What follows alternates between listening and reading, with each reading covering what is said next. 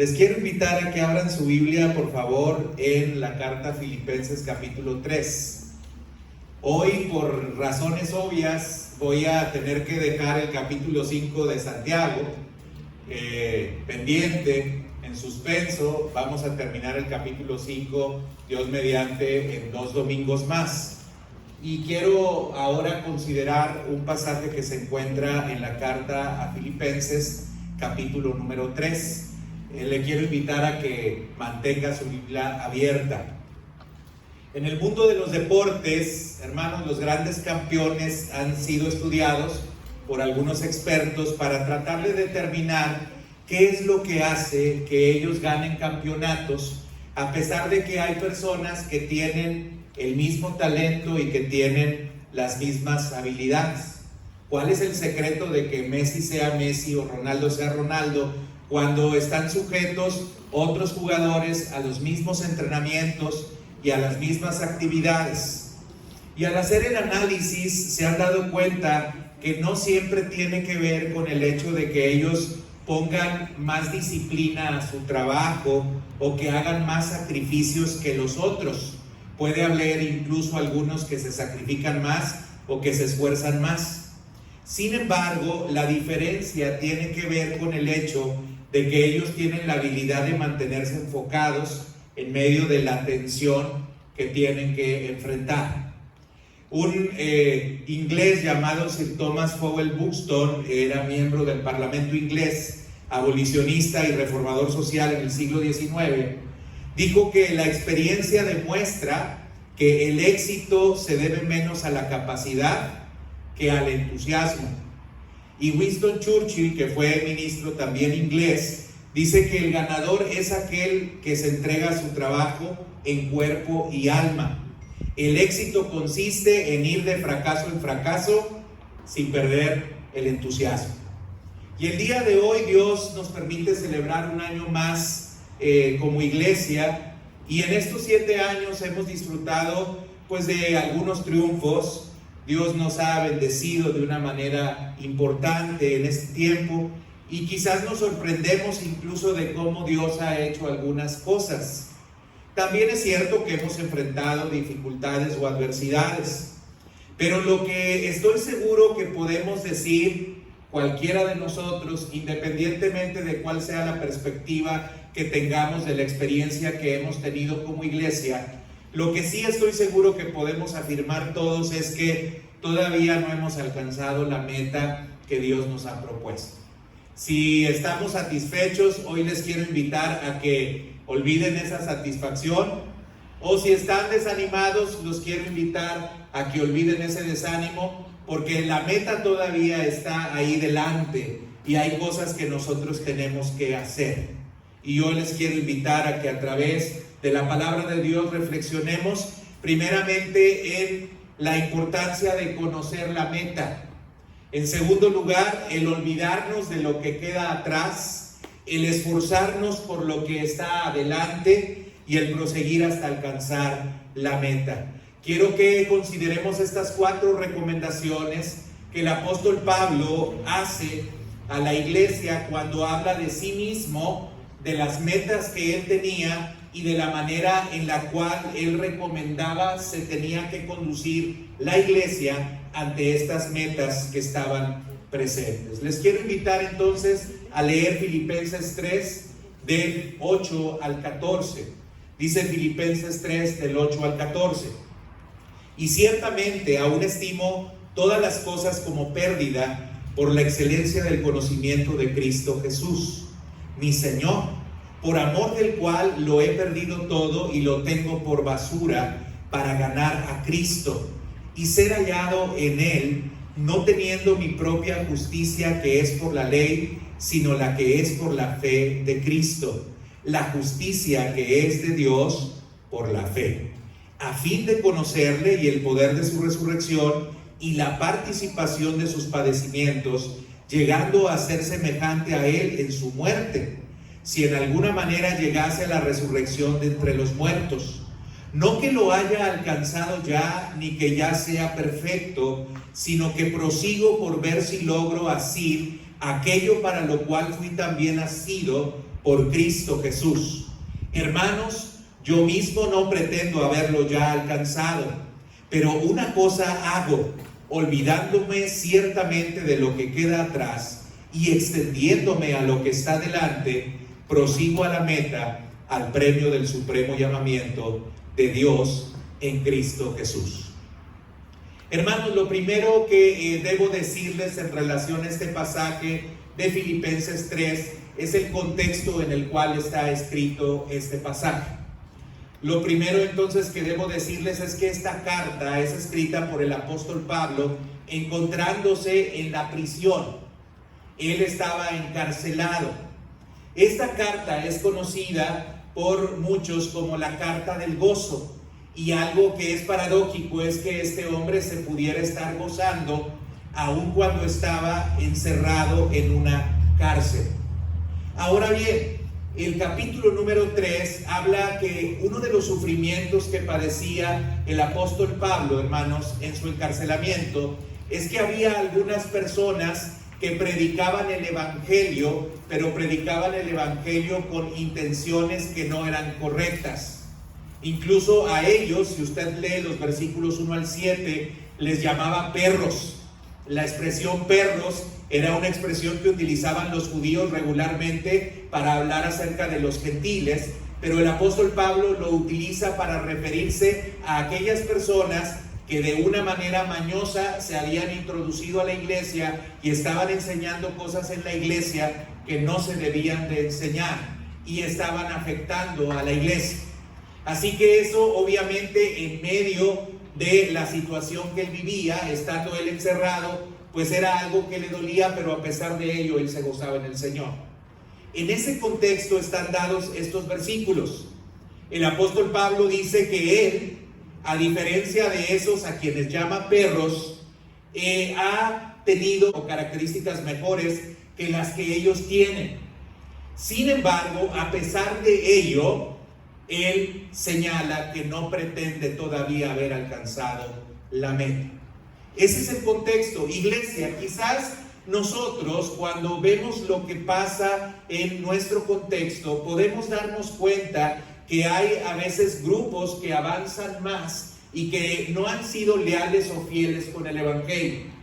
Y eso puede ocasionar que nosotros nos sintamos con un cierto orgullo y que nosotros digamos, pero la diferencia entre ese grupo y nosotros es que nosotros hemos sido leales a la palabra y no nos hemos desviado. Pero el apóstol Pablo está aquí dándonos una lección de humildad y está diciendo que a pesar de que nosotros como iglesia podamos decir, hemos sido leales a la palabra, hemos hecho lo que Dios nos dice, no hemos rebajado en nada el mensaje del evangelio, eso no significa que nosotros ya hayamos alcanzado la meta que Dios nos ha dado. Y es importante entonces, primeramente, conocer la meta. En días pasados tuve la oportunidad de ver un video que me pareció un tanto chusco, que consistía en que había una competencia, era una carrera, y la carrera era de niños de más o menos 9 o 10 años. Y entonces ellos estaban corriendo, pero la carrera era de relevos.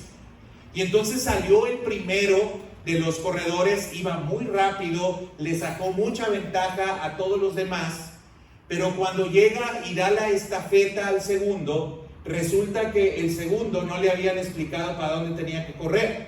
Y entonces, en lugar de correr en la dirección que debía, a pesar de que llevaba mucha ventaja el otro, se regresó. Y se vio muy chistoso porque el profesor de educación física iba detrás del niño diciéndole que para allá no era, sino que era para el otro lado, porque estaba extraviado en relación a cuál era la meta que él tenía que seguir o hacia dónde él se tenía que dirigir. Hermanos, algo que como cristianos nosotros tenemos que saber y como iglesia tenemos que reflexionar es cuál es la meta, hacia dónde Dios dice que nosotros tenemos que correr, hacia dónde nosotros nos tenemos que dirigir. Y sería pertinente preguntarte si tú conoces cuál es la meta en la vida cristiana, cuál es el propósito que debe de tener una iglesia y hacia dónde se debe de orientar una iglesia? Bueno, si te lo has preguntado, pues voy a ver si realmente has atinado en aquello que tú has contestado. Si yo te preguntase el día de hoy, ¿qué responderías? ¿Cuál es la meta primera o prioritaria de la vida cristiana? ¿Será el ser prósperos? ¿Será el comportarnos ética y moralmente bien? ¿Será el evitar el infierno? ¿Será el alcanzar muchas almas para Cristo? ¿Será leer y conocer al derecho y al revés la Biblia? ¿Será llevar a cabo muy buenas obras? Si tuvieras que responderme, ¿qué me contestarías a esta pregunta? ¿Cuál es la meta de la vida cristiana? Porque no vaya a ser que nos esté pasando como estos niños, que estamos corriendo, que llevamos o creemos que llevamos mucha ventaja en relación a otras personas y resulta que vamos en la dirección opuesta. Bueno, la respuesta a cuál es la meta la encontramos en los versículos número 10 y 11 de esta lectura que nosotros hacíamos. Dice el versículo número 10 y 11: y ciertamente aún estimo todas las cosas como pérdida por la excelencia del conocimiento de Cristo Jesús mi Señor, por amor del cual lo he perdido todo y lo tengo por basura para ganar a Cristo y ser hallado en Él, no teniendo mi propia justicia que es por la ley, sino la que es por la fe de Cristo, la justicia que es de Dios por la fe. Y aquí viene precisamente la meta, dice, a fin de conocerle y el poder de su resurrección y la participación de sus padecimientos, llegando a ser semejante a Él en su muerte, si en alguna manera llegase a la resurrección de entre los muertos. Estos últimos dos versículos que acabo de leer, hermanos, nos muestran 5 metas que nosotros tenemos como cristianos y que es importante que las conozcamos. Ese es el referente que debemos de seguir para nosotros saber si estamos avanzando o no estamos avanzando. Porque hoy las iglesias se miden a veces a partir de qué edificio tienen. Hoy las iglesias se miden a partir de cuántos miembros tienen. Hoy las iglesias se miden a partir de cuántos instrumentos tienen. Hoy las iglesias se miden a veces a partir de qué tan buenos son para realizar eventos. Pero sabes, las metas que Dios ha establecido para un cristiano están dadas a través de la Escritura. Y debemos ser cuidadosos como iglesia en no correr en la dirección en la cual a veces algunos grupos corren, pensando que así están cumpliendo el propósito de Dios para ellos. Fíjense las 5 metas que dice Pablo él tenía que seguir. La primera meta es conocer a Jesús. Dice él, y a fin de conocerle y el poder de su resurrección. La primera meta que tú y yo como iglesia debemos de tener es conocer a Cristo. En Juan 17:3 dice, y esta es la vida eterna, que te conozcan a ti, el único Dios verdadero, y a Jesucristo, a quien has enviado. La primera meta es el conocimiento de Cristo, pero es importante que sepamos a qué nos referimos cuando hablamos acerca del conocimiento de Cristo, hermanos. El conocer de Cristo no significa el que nosotros conozcamos la vida histórica de Jesús. Conocer a Cristo, cuando el apóstol Pablo habla acerca de conocimiento de Cristo, él no está pensando en que las personas o él mismo puedan conocer a través de los evangelios la historia de la vida, muerte y resurrección de Cristo. No es esa la clase de conocimiento que está refiriendo el apóstol Pablo. Tampoco es conocimiento que tenga que ver con el hecho del manejo de las doctrinas cristianas. El conocimiento que nosotros debemos de tener, no necesariamente, o este conocimiento del cual habla aquí, no tiene que ver con el manejo de las doctrinas cristianas. No quiero decir que sea malo que las conozca, pero no es el conocimiento importante al cual se está refiriendo el apóstol Pablo. Otra cosa que no es el conocimiento al cual se está refiriendo Pablo es el que nosotros conozcamos el ejemplo moral que Cristo dio. O también algunos podrían pensar que conocer a Cristo significa el que nosotros conozcamos la obra que Él hizo a nuestro favor. Mira, hermanos, esta clase de conocimiento lo puede tener cualquier persona. Cualquier persona sin realmente tener una relación con Cristo puede conocer la vida, muerte y resurrección de Jesús. Cualquier persona que no tiene una relación con Cristo puede conocer y estudiar las doctrinas cristianas e incluso puede apelar o argumentar en contra de ellas. Cualquier persona que no tiene una relación con Cristo puede identificar el ejemplo moral y las enseñanzas éticas que Jesús enseñó. Y cualquier persona que no tiene una relación con Cristo también puede llegar a conocer la obra que Él dice o dijo haber hecho por nosotros.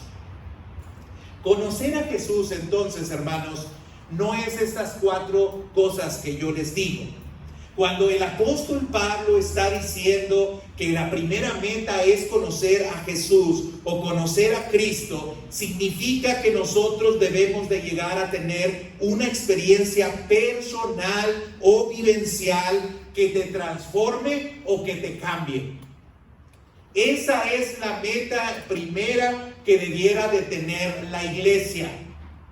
La iglesia no debiera de estar orientada única y exclusivamente a facilitar didácticamente algunas enseñanzas de Cristo.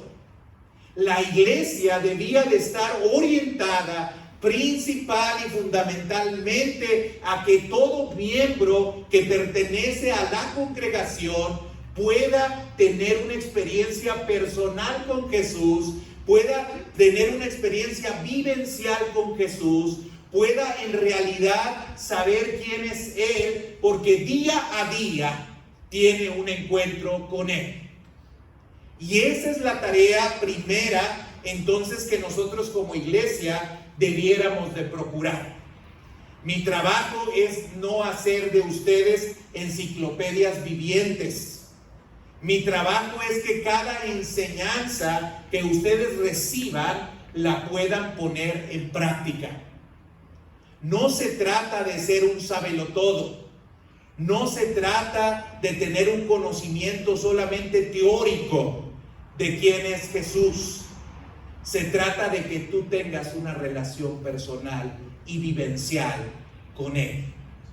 Y esa es la primera meta que tenía el apóstol Pablo. Dice, todas las demás cosas, que era circuncidado al 8º día, que era del linaje de Benjamín, que había sido enseñado a los pies de Gamaliel, dice, todo eso para mí es basura.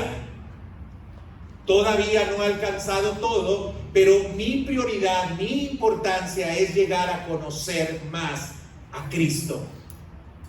Hermanos, en los años que nos queda de vida, es importante, hermanos, que nosotros estemos orientados a conocer más a Jesús.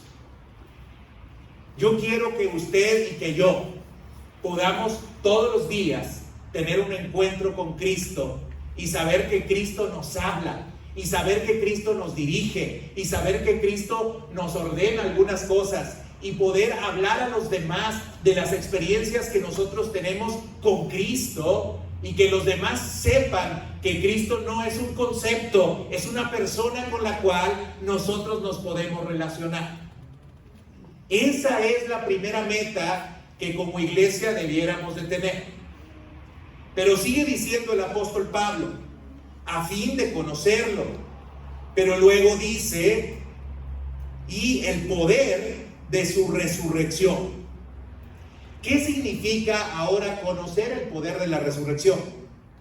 Él quiere saber, hermanos, de una manera experimental el poder de la resurrección de Cristo. Esto es, Él quiere experimentar el mismo poder que levantó a Jesucristo de entre los muertos, venciendo así el pecado en la vida y produciendo una bendición para la vida de las personas.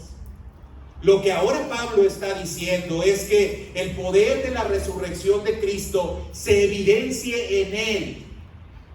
Cristo murió y resucitó para que nosotros tengamos una nueva vida. Y lo que ahora Pablo está diciéndole a la iglesia es que Él quiere que ese poder de la resurrección sea visible en Él. Que como dice 2 Corintios 5:17, de modo que si alguno está en Cristo, nueva criatura es, las cosas viejas pasaron, he aquí todas son hechas nuevas. La iglesia debe de tener como meta evidenciar o revelar el poder de la resurrección de Cristo en nuestras vidas. La iglesia debe de estar orientada entonces a que abandonemos y dejemos la vida antigua, a que abandonemos y dejemos aquellas cosas que nos mantenían atados al pecado y que vivamos la libertad gloriosa con la cual Cristo nos ha hecho libres. El poder de la resurrección de Cristo es un poder justificador. Es la nota y la prueba de que el sacrificio de la cruz fue aceptado como un pago total. Es decir, que tú ya no tienes por qué estarte sintiéndote mal por los pecados o fallas que hayas cometido, porque Cristo a través de su muerte y resurrección ha traído perdón de pecados y vida nueva para ti. Eso tiene que ver con una meta que el apóstol Pablo establecía para sí y que debemos de establecer también para nosotros. El poder de la resurrección de Cristo es un poder que da vida. Significa que aquellos que están conectados con Cristo reciben la misma vida de Cristo. Hacia allá tendría que estar orientada la iglesia. Lo otro es bueno. Tener un edificio, claro que lo necesitamos, pero lo primero, lo principal, lo fundamental es que la iglesia pueda experimentar el poder de la resurrección de Cristo. El poder de la resurrección, hermanos, es también un poder consolador y reconfortante. Promete que nuestros amigos y amados que están muertos en Cristo viven gracias a la resurrección, y así lo dice la Escritura. Dice que los muertos en Cristo resucitarán primero. Y aquellos que han muerto en Cristo, nosotros sabemos que tenemos esperanza de que los veremos, porque hay un poder que los va a vivificar y los va a levantar. Ese es el poder de la resurrección a la cual hace alusión el apóstol Pablo. ¿Cuáles entonces son las metas? Primeramente, el conocimiento vivencial de Cristo. Segundo, el que se revele, el que tenemos una relación con Cristo, que habla acerca del poder de la resurrección. Pero hay una tercera que a lo mejor como cristianos no nos gustaría mucho agregar. La primera y la segunda meta suena bonito, ¿no? Porque nos habla acerca de una vida distinta, de una vida en la cual nos alejamos de los vicios que teníamos, nos alejamos de aquellas cosas que nos producen dolor y que nos producen tristeza, y a lo mejor esas metas cualquiera de nosotros podemos decir: yo la quiero, yo quiero una vida nueva, yo no quiero seguir viviendo así, yo no quiero seguir sufriendo de esa manera, no quiero seguir tomando las mismas decisiones equivocadas, no me quiero tropezar de la misma manera en la cual me tropiezo. Cualquiera podría decir: yo quiero esas dos cosas y las puedo establecer como meta para mi vida. Pero hay una tercera de la cual habla el apóstol Pablo, y ahora él dice: participar de sus padecimientos. La tercera cosa ahora que está señalando el apóstol Pablo en el versículo número 10 es: y la participación de sus padecimientos. Y ahí es cuando los cristianos se han congelado. Ahí es donde los cristianos se han extraviado y se han perdido. Porque como les he estado compartiendo en Santiago, los cristianos parece que olvidan el mensaje de Santiago en el sentido de que nosotros no vivimos para nosotros, sino vivimos para Dios. Y que no se trata de los deseos que nosotros tenemos, sino se trata de la voluntad de Dios que debe de prevalecer por encima de nuestros deseos. La iglesia no le gusta padecer. A la iglesia no le gusta sufrir. A la iglesia no le gusta dolerse por nada. A la iglesia no le gusta participar de nada de lo que participó Jesús. Pero hermanos, si nosotros no queremos tener participación de lo que Cristo participó, entonces no tenemos parte con Él. La Biblia dice que si a nuestro maestro lo crucificaron, pues ¿qué esperanza tenemos nosotros?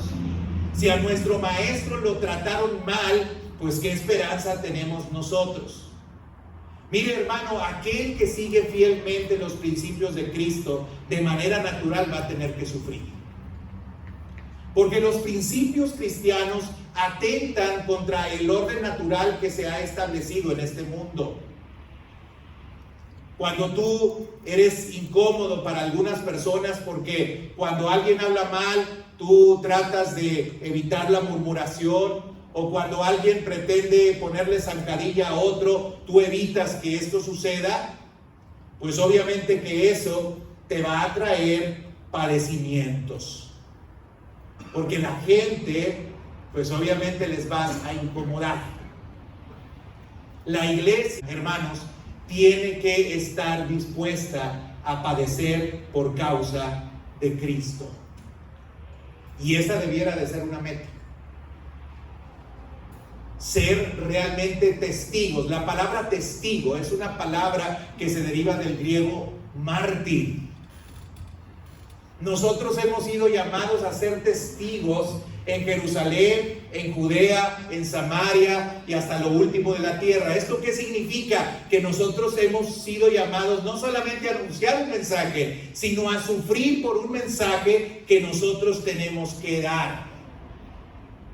Y algunas de las cosas que decimos se dicen no solamente a través de palabras, sino sobre todo a través de lo que nosotros hacemos.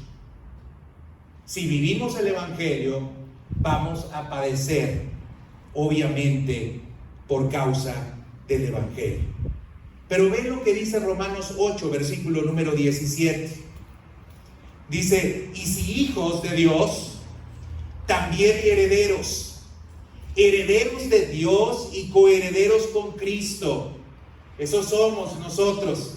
Dice, si es que padecemos juntamente con Él, para que juntamente con Él seamos glorificados.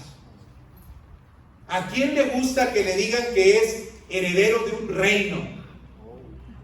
¿A quién le gusta que le digan que es coheredero? Está en el mismo nivel que las bendiciones que recibe Cristo. ¿A quién le gusta eso?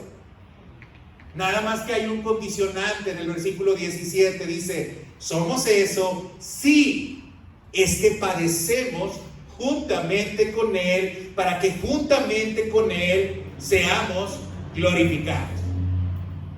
Mire qué padre, ¿verdad? Usted nomás quiere el beneficio, pero no quiere la condicional para el beneficio que usted tiene que recibir. La iglesia, hermanos, debe estar dispuesta a padecer por causa de Cristo. Y hermanos, yo estimo que una de las razones por las cuales en Occidente la iglesia no es perseguida es porque la iglesia se ha negado a padecer por causa de Cristo. Porque la iglesia no es fiel en Occidente con aquellos principios o valores que en el reino de Dios se han establecido. ¿Dónde es donde se evidencia que la iglesia realmente está comprometida? Pues en lugares en los cuales, a pesar de que te dicen que te tienes que inclinar ante determinado santo o te debes de inclinar ante determinada deidad, hay personas que dicen, no lo voy a hacer, porque yo sé quién es mi Señor, porque yo sé quién merece adoración, porque yo sé quién merece la gloria y la honra. Pero el día de hoy, hermanos, nosotros sucumbimos ante cualquier clase de ídolo, y no necesariamente estoy hablando de ídolos materiales. A veces sucumbimos ante determinados propósitos, determinadas metas que nosotros tenemos, y anteponemos esos propósitos y esas metas a lo que Cristo quiere para nuestras vidas. Así es que lo tercero son participar de los padecimientos. Pero hay una cuarta, y parece que el apóstol Pablo lo puso de menor a mayor dificultad, porque la cuarta es llegando a ser semejantes a Él en su muerte. Hermanos, los cristianos debemos de estar dispuestos a dar nuestra vida por Cristo, y esa debiera de ser una meta. Debiera de ser nuestro orgullo, debiera de ser nuestra gloria. Ahora, no le estoy diciendo que ande buscando usted la muerte, no le estoy diciendo eso. Lo que le estoy diciendo es que usted tiene que ver en su corazón, valorar si realmente, así como usted está viviendo, está dispuesto a dar su vida por Jesús.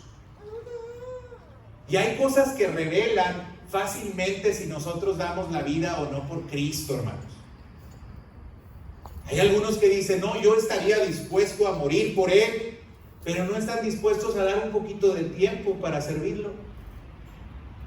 No están dispuestos ni siquiera a cambiar algún plan que tenían por causa de algún servicio que van a dar a Cristo.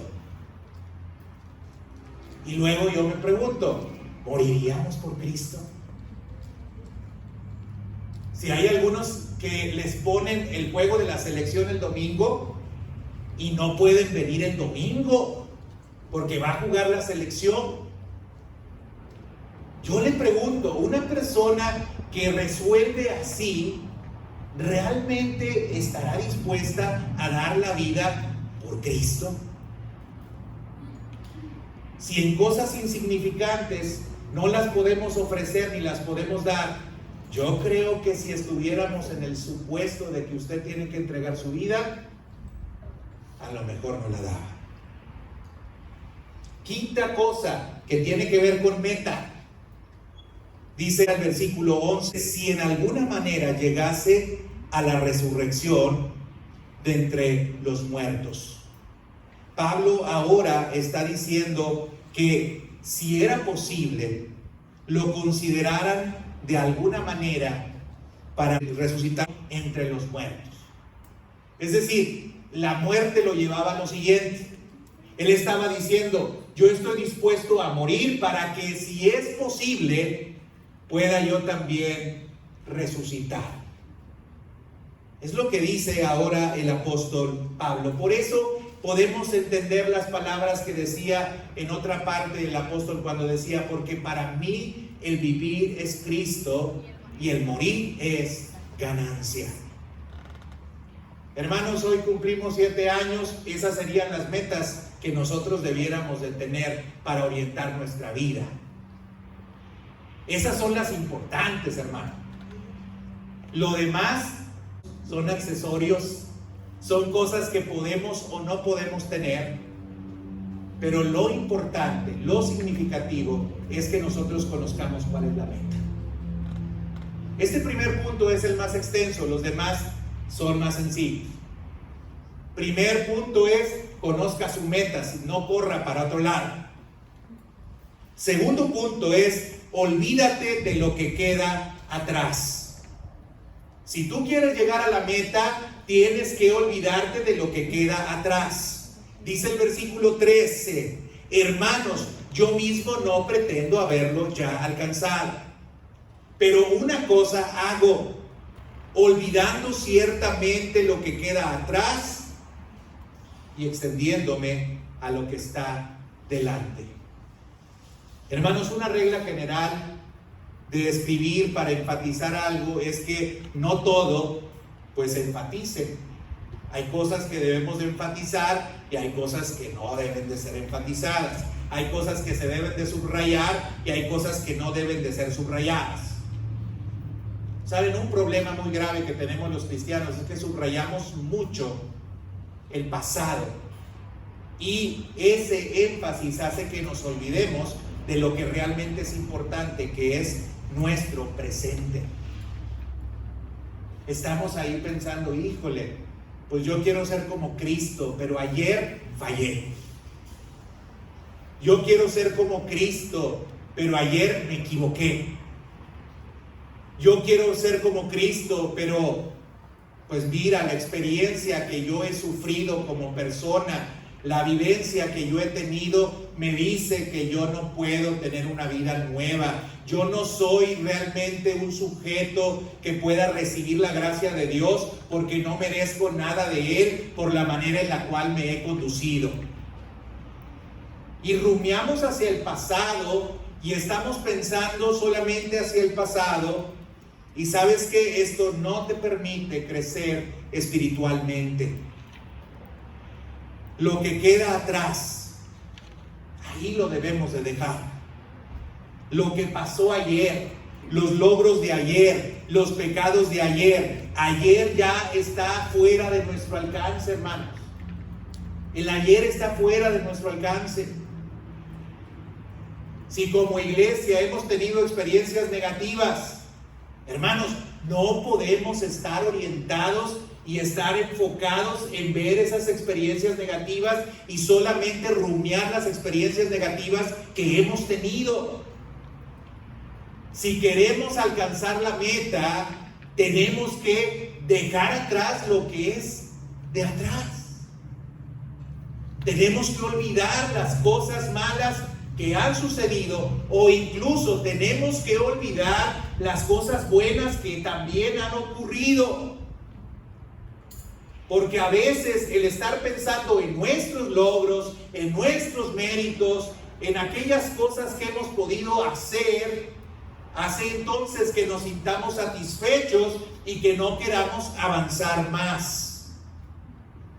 Dice Hebreos capítulo número 12, versículo 1: por tanto nosotros también, teniendo en derredor nuestra tan grande nube de testigos, despojémonos de todo peso y del pecado que nos asedia, y corramos con paciencia la carrera que tenemos por delante, puestos los ojos en Jesús, el autor y consumador de la fe, el cual por el gozo puesto delante de él sufrió la cruz, menospreciando el oprobio, y se sentó a la diestra del trono de Dios. Hermanos, mire hacia adelante. Mire hacia adelante. Hoy tenemos esta realidad y hoy tenemos que avanzar, tenemos que ver hacia adelante. Si está viendo hacia atrás, si está pensando en el pasado, ahí se va a quedar, va a ser inactivo.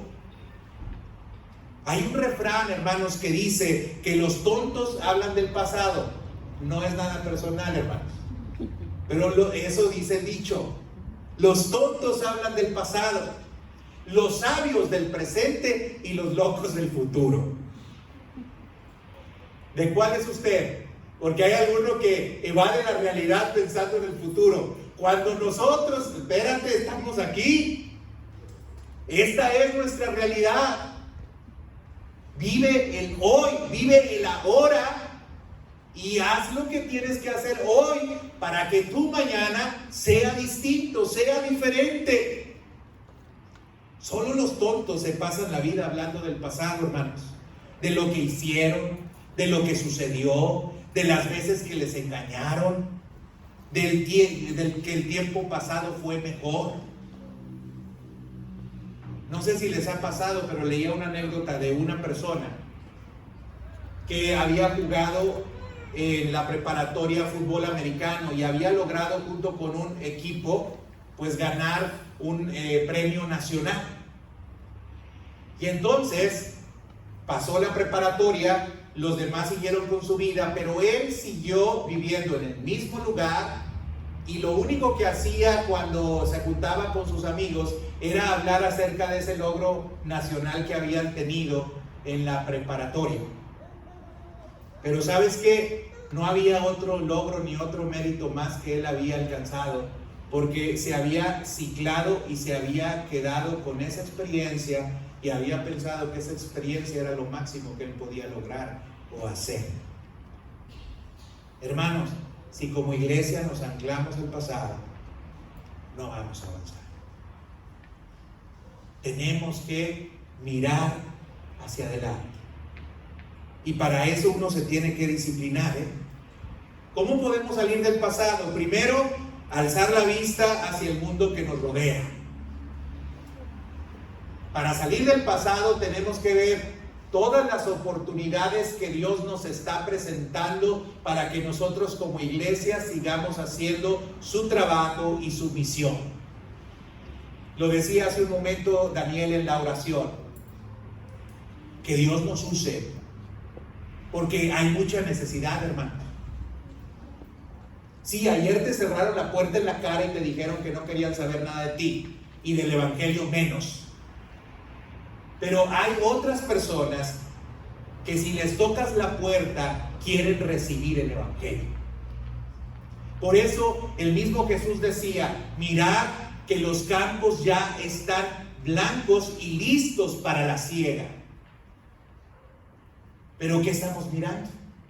La experiencia pasada, el rechazo pasado, el que te dijeron que no anteriormente. Mira hacia adelante, alzando la vista hacia el mundo que te está rodeando. ¿Cuáles son las oportunidades que hoy Dios te presenta? Hermanos, otra forma de salir del pasado es olvidando a aquellos que nos hicieron daño. Hay cosas que sin duda nos dejaron lastimados y tocados, pero tenemos que dejar esa lastimadura y ese daño que nos han hecho. Ahí nos quedamos amarrados con la amargura, con el dolor, con la tristeza y no avanzamos. Porque tenemos miedo de que el futuro sea igual que el pasado que nosotros tuvimos. Ya no confiamos en las personas porque creemos que estas personas nos van a fallar y nos van a dañar otra vez. Para poder mirar hacia adelante necesitamos olvidar aquello que nos ha dañado. Otra forma de dejar el pasado, hermanos, perdónate a ti mismo. Hay personas que ni nadie se dio cuenta, ni nadie se acuerda de lo que hizo, pero ellas están ancladas en esa mala experiencia que vivió. Y se relacionan con los demás tímidamente. Y se relacionan con los demás pensando que los demás los están juzgando. Pensando que los demás están haciendo un mal juicio de ellos. Perdónate. Dios te perdonó. ¿Y tú no te perdonas? Dios no se acuerda de tu maldad y tú la traes a memoria siempre. Perdónate a ti mismo. Encuentra sentido a tu vida y vuelve a empezar. Vuelve a empezar. Hermanos, es tiempo de volver a empezar. Cada día hay que volver a empezar. Les dije yo hace un momento, refiriendo a Winston Churchill, fracasar, fracasar, fracasar, pero sin perder el entusiasmo. A lo mejor fracasé, a lo mejor me equivoqué, a lo mejor no fui atinado, a lo mejor no salieron las cosas como yo esperaba o yo pensaba. No hubo mala intención de mi parte, no hubo dolo de mi parte. Pero a pesar de que haya ese fracaso, no vamos a perder el entusiasmo. Y yo quiero que esta iglesia sea entusiasta. No que esté con el pico caído. No que estén con una idea de fracaso. Sean entusiastas. Dios tiene cosas buenas para nosotros. Miren lo que hay delante, hermanos. Tenemos que salir del estar mirando hacia atrás y tenemos que esforzarnos por lo que está adelante. Dice el apóstol Pablo, extendiéndome a lo que está adelante. Otra forma de decirlo sería, me lanzo a lo que está por delante, me concentro en lo que me falta por recorrer, me lanzo en persecución de lo que está por delante, me extiendo hacia adelante, fijo mi mirada en lo que tengo por delante. Ya no solo no miro atrás, una cosa es no mirar atrás, sino que ahora miro hacia adelante. Atrás no, hacia adelante sí. ¿Alguna vez usted ha intentado correr mirando hacia atrás? Y ahorita se rió uno y estaba chimuelo, ¿verdad? Sería la única forma en la que usted podría correr mirando hacia atrás, que no tuviera dientes. Uno no puede avanzar ni puede correr si está mirando hacia atrás, tiene que mirar hacia adelante. Pablo nos está diciendo, si quieres lograr tus metas, ¿cuáles son las metas? No nos salgamos de contexto. Las 5 que les referí. Si quieres lograr tus metas, olvida tu pasado, esfuérzate en lo que tienes delante. Me acordé de otra canción. Olvida tu pasado, ¿verdad? Ahora ando muy cancionero. Olvida tu pasado. Ya no te acuerdes de aquel ayer. Esfuércense, tienen que ser valientes, tienen que estar animados. Fíjense, por alguna razón Josué recibió 4 veces la orden de esfuérzate, sé valiente, o esfuérzate y anímate. Porque no se puede conseguir nada, hermanos, sin esfuerzo, sin valentía, sin estar animado. Nada se puede conseguir, hermanos, arrastrando la cobija. Lo único que va a hacer es lamer sus heridas. Lo único que va a hacer es entristecerse más. Con entusiasmo, hermanos, con esfuerzo. ¿Se acuerda cuando hablamos acerca de Esdras? Cuando él tenía la meta, él se esforzó y llamó al pueblo a que se animaran y que se esforzaran para hacer la obra. Para Pablo, esa era una característica principal a la hora de cumplir su meta. Me esfuerzo por alcanzar lo que está delante. Hermano, ora, tanto como si todo dependiera de Dios, pero trabaja tanto como si todo dependiera de ti. Esfuérzate, mira hacia adelante, sé valiente. No te intimides. Tenemos que seguir. No nos tenemos que quedar aquí. Y la cuarta cosa que le voy a compartir. Ya usted miró hacia adelante, ya usted dejó de mirar hacia atrás, ya usted sabe cuál es su meta, pero la cuarta cosa es prosiga hasta alcanzar la meta. Prosiga hasta alcanzar la meta. La palabra griega que se utiliza para prosigo es la palabra dioko, y es una palabra de persecución a corta distancia. Persecución a corta distancia es de esforzarse por alcanzar algo. No deje que la meta se le vaya muy lejos. Córrale más rápido porque tiene que llegar a la meta. No deje que se les escapen algunas cosas. Esfuércese por llegar hasta allá. Esté lo más cerca posible siempre de la meta que usted tiene. Lo más cerca posible de la meta que usted tiene. No se quede a descansar. No pierda el tiempo. Por eso también hay una recomendación en la Escritura, que dirimamos bien los tiempos, porque los tiempos son malos. Si, hermanos, nos está yendo mal y todavía perdemos el tiempo, todavía dejamos de esforzarnos tenazmente, continuamente para alcanzar la meta, pues ¿cuándo vamos a llegar? Vamos nosotros a trabajar hasta alcanzar la meta. Vamos a seguir avanzando hacia la meta. No nos vamos a detener, no nos vamos a distraer, no nos vamos a quedar a medias. Otras versiones dicen, avanzo hasta el final de la carrera o prosigo a la meta.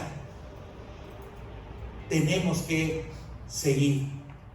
Cuando venga el desánimo, hermanos, avanza hacia la meta, no te detengas. Cuando cometas un error, avanza hacia la meta, no te detengas.